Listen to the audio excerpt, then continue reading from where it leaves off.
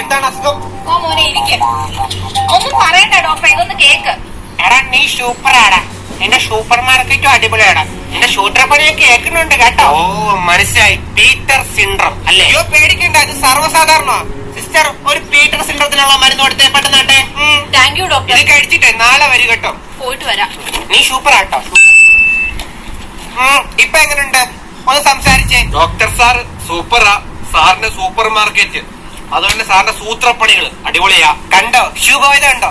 Peter syndrome മാറി, അത്രേ ഉള്ളൂ. He's perfectly all right. Doctor അത് മാറി, പക്ഷെ ഇതോ? മണ്ണിളക്കാൻ ട്രാക്ടർ, വരയ്ക്കാൻ കോൺട്രാക്ടർ, മരുന്ന് തരും ഡോക്ടർ.